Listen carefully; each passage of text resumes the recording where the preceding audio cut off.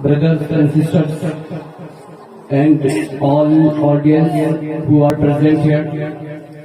Assalamu alaikum wa rahmatullahi wa barakatuh to all of you. Alhamdulillahi wa kafa wa salamun ala ibadihi alladhina istafa. Amma ba'd. فأعوذ بالله من الشيطان الرجيم. بسم الله الرحمن الرحيم. واعتصموا بحبل الله جميعا ولا تفرقوا. صدق الله العظيم وصدق رسوله النبي الأمين المتين الكريم ونحن على ذلك لمن الشاهدين والشاكرين والحمد لله رب العالمين. توجہ کے ساتھ تھوڑی توجہ مرکوز رکھیے میری طرف. Try to understand what is being said.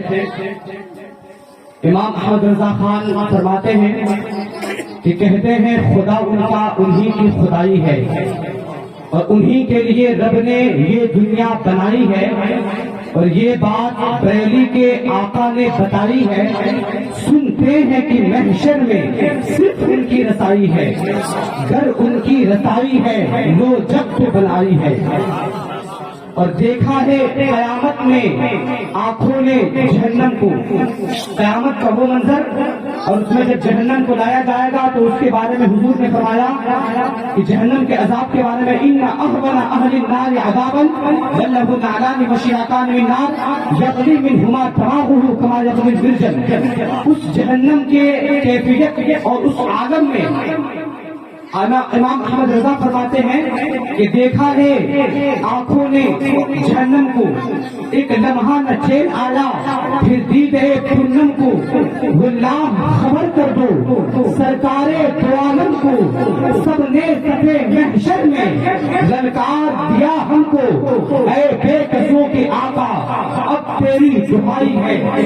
اور امام احمد رضا نے چھوٹے فرمایا تھا کہ سنتے ہیں کہ محشر میں, سنتے ہیں کہ محشر میں فرمایا تھا یہ ایک شک کا وہم و گمان آ رہا تھا, اس میں ڈاؤٹ آ رہا تھا. تو اسی ڈاؤٹ کو مقطع میں امام احمد رضا نے بڑے خوبصورت انداز میں کلیئر کیا. وہ کتنی خوبصورت انداز میں کلیئر کیا کیونکہ وہ فصاحت کے بھی استاد تھے, وہ بلاغت کے بھی تاجدار تھے. ان کی پیاری فصاحت پہ بے حد درود, ان کی دلکش بلاغت پہ آپ سلام.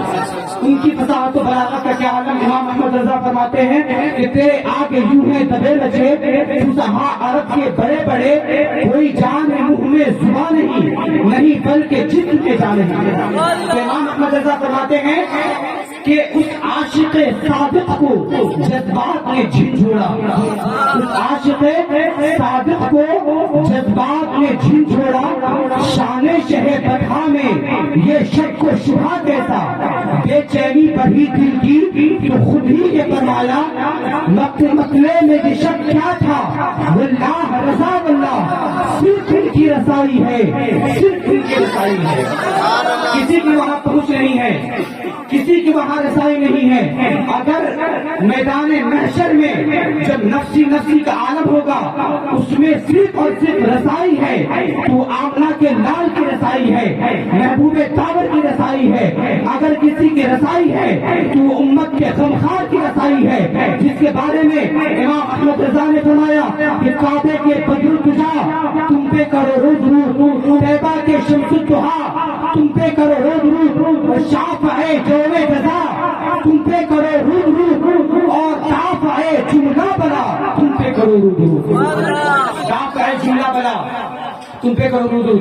حضرات چونکہ وقت کم ہے اور علماء کرام کی ایک لمبی فہرست ہے اور میرے استاد گرامی علامہ ظفیر الحسن مصباحی صاحب بھی تشریف فرما ہے, اسی لیے سب سے پہلے میں آئیے معراج کے تعلق سے سنجیدہ بات آپ کے پاس آپ کے سامنے پیش کرنا چاہتا ہوں. نہایت سنجیدگی کے ساتھ سنیں اور اس کو سمجھنے کی کوشش کریں چونکہ معراج کا مہینہ بہت قریب آ رہا ہے. آخری بات پیش کروں گا, اس سے پہلے آئیے ہمارا مل کر گفتگو شریف سے پیش کر حضور صلی اللہ تعالیٰ علیہ وسلم کی بارگاہ پروار میں درود و سلام کا نذرانہ بانداز غلامانہ پیش کرنے کی سعادت حاصل کریں. پڑھیے بابا جبل صلی اللہ علیہ نبی جی امی جی آلہ صلی اللہ علیہ وسلم, صلاۃ و سلام علیک یا نبی اللہ صلی اللہ تعالیٰ علیہ وسلم. حضرات بہت ہی سنجیدگی کے ساتھ سنیے گا, بہت سنجیدگی کے ساتھ توجہ ہے آپ کی, مکمل توجہ ہٹے نہیں.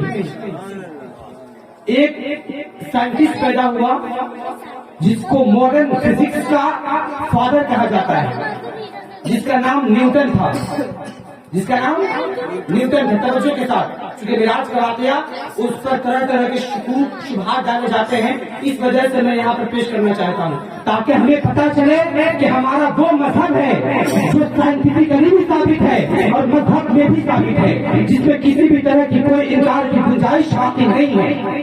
توجہ کے ساتھ، ایک سائنٹسٹ پیدا ہوا 1627 عیسوی میں، جس کو ماڈرن فزکس کا فادر کہا جاتا ہے۔ He was father of modern science. تمام تر ریسرچ ایسی تھی کہ جس پر ماڈرن فزکس کی بنیاد ٹکی ہوئی ہے۔ اس کا نام نیوٹن تھا۔ اس کا نام کیا تھا؟ نیوٹن تھا۔ وہ جب درخت کے نیچے بیٹھا ہوا تھا تو اچانک اس کے سر پر ایک سیب آ کر گر گیا۔ سیب اس کے سر پر آ کر گر گیا۔ توجہ کے ساتھ سنیے، سیب آ کر کے گر گیا۔ اب جو ہے اس نے سوچنا شروع کیا کہ یہ سیب آخر میرے سر پر ہی آ کے کیوں گرا؟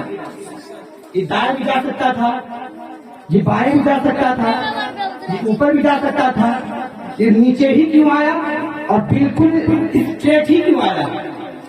ہے نا سوال ہے نا یہ کہ آخر وہ سیب گرا تو نیچے ہی کیوں گرا، دائیں بائیں کیوں نہیں گیا اور اوپر کیوں نہیں گیا؟ اس نے سوچنا شروع کیا۔ پھر آخر میں جب اس نے سوچا تو اس نے ایک کتاب لکھی پرنسپیا، جس میں اس نے لکھا کہ دراصل زمین کے اندر گریویٹی پائی جاتی ہے، زمین کے اندر کشش ثقل پائی جاتی ہے، جس کی وجہ سے تمام تر چیزیں زمین کی طرف آتی ہیں، اور اسی چیز کو اپنی کتاب میں شائع کر کے اس نے دنیا کو 3 لا آف موشن دیے۔ لیکن میرے یہاں پر سوال پیدا ہوتا ہے کہ آخر حضور صلی اللہ تعالیٰ علیہ وسلم کے جسم اقدس میں آخر کشش ثقل کس چیز کی تھی، گریویٹی کس چیز کی تھی؟ اگر آپ کہیں گے کہ حضور کے جسم اثر میں گریویٹی زمین کی تھی تو میں اس کو تسلیم نہیں کرتا، کیونکہ حضور صلی اللہ تعالیٰ علیہ وسلم اس وقت موجود تھے جب زمین کا وجود نہیں تھا۔ اگر آپ کہیں گے کہ حضور کے جسم اقدس میں گریویٹی آسمان کی تھی تو میں تسلیم نہیں کروں گا، کیونکہ حضور اس وقت بھی تشریف فرما تھے، اس وقت بھی موجود تھے جب آسمان کا وجود نہیں تھا۔ اگر آپ کہیں گے کہ حضور صلی اللہ تعالیٰ علیہ وسلم کے جسم میں نیوٹن کی یا پھر کسی بھی چیز کی یا پھر عرش کی گریویٹی موجود تھی تو میں اس کو تسلیم نہیں کروں گا، کیونکہ حضور اس وقت بھی موجود تھے جب میں نے آدمیت میں بہار، گلشن انسانیت کی نکھار، پھولوں کی مسکراہٹ، کلیوں کی چٹک، بھوروں کا ترنم، سمندر کا سکوت اور سورج کی ضیاباری، نگرے کعبہ کی تابانی، آسمان کا نیلگو شامیانہ، زمین کا مخملی فرش، جب کچھ بھی موجود نہیں تھا اس وقت میں حضور صلی اللہ تعالیٰ علیہ وسلم تشریف فرما تھے، کیونکہ حضور نے خود ہی فرمایا ہے اولو ما خلق اللہ نوری، کہ اللہ تبارک و تعالیٰ نے سب سے پہلے میرے نور کو پیدا کیا ہے۔ حضور صلی اللہ تعالیٰ علیہ وسلم تمام تر مخلوقات میں سب سے پہلے پیدا کیے گئے ہیں۔ تو میں نے جب اس پر ریسرچ کیا، جب میں نے اس کو تلاش کرنے کی کوشش کی تو مجھے پتا چلا کہ جب حضور صلی اللہ تعالیٰ علیہ وسلم کو اللہ تبارک و تعالیٰ نے پیدا کیا تو اپنے قریب رکھا تھا، خود مولا میں حضور صلی اللہ تعالیٰ علیہ وسلم تھے، اللہ تبارک و تعالیٰ کے قریب تھے، اسی لیے حضور کے جسم میں کشش اور گریویٹی زمین کی نہیں ہے، عرش کی نہیں ہے، آسمان کی نہیں ہے اور کسی بھی چیز کی نہیں ہے، سدرۃ المنتہا کی نہیں ہے، بلکہ حضور کے جسم میں گریویٹی خود مولا کی ہے۔ اسی لیے تو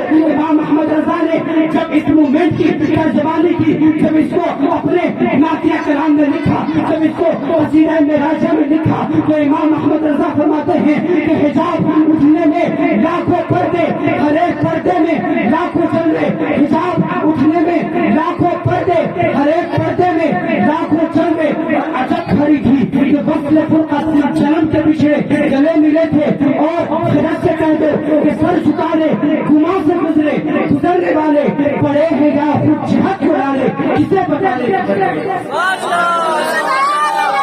اس سے کیا ہوا کہ حضور کے جسم میں گریویٹی کی نعرے تکبیر، بلند آواز سے نعرے تکبیر، نعرے رسالت، مسلک اعلی حضرت علماء اہل سنت۔ حضرات تو اس سے ثابت ہوتا ہے کہ حضور کے جسم میں گریویٹی اگر موجود ہے تو وہ قرب مولا کی ہے. اور امام محمد رضا نے واقعہ معراج کے تعلق سے جو لکھا ہے وہ پڑھ کر کے انسان ویسے بھی دنگ رہ جاتا ہے. بڑے بڑے مفتیان کرام بھی اس کلام کو نہیں پڑھ سکتے. امام محمد رضا نے اس میں منطق کا، فلسفہ کا، بلاغت کا، علم کلام کا، اس کے علاوہ علم بدیع کا، علم اوفاق کا، نجوم کا، یہاں تک کہ شعر میں علم حیرت کا استعمال بھی کیا ہے اور علم حساب کا استعمال بھی کیا ہے. امام محمد رضا فرماتے ہیں کہ سراغ عین و متا کہاں تھا؟ سراغ عین و متا، عین و متا، عین کہتے ہیں کسی مکان کو اور متا سے یہاں مراد فلاسفہ کے نزدیک زمان ہوا کرتا ہے. تو جب امام محمد رضا نے جب حضور صلی اللہ تعالیٰ علیہ وسلم اللہ تبارک و تعالیٰ کے یہاں گئے تو اس مومنٹ کی ترجمانی امام محمد رضا نے کی ہے کہ سراغ عین و متا کہاں تھا، نشان کیف و الہ کہاں تھا، نہ کوئی راہی نہ کوئی ساتھی، نہ تن کے منزل نہ مرحلے تھے. نہ کوئی راہی نہ کوئی ساتھی، نہ تن کے منزل نہ مرحلے تھے. اور حجاب اٹھنے میں لاکھوں پردے اور ہر ایک پردے میں لاکھوں جلوے.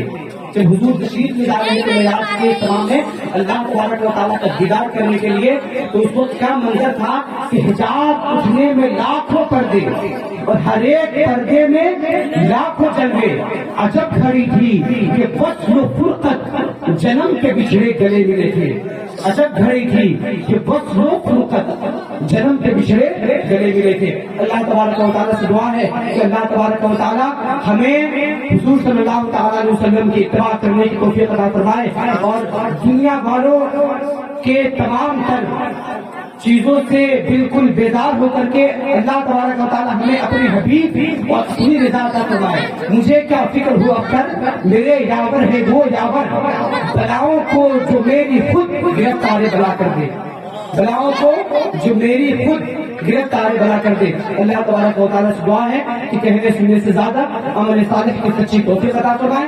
پڑھیے استغفر اللہ ربی من کل ذنب واتوب الیہ، اشہد ان لا الہ الا اللہ وحدہ لا شریک لہ واشہد ان محمدا عبدہ ورسولہ. السلام علیکم.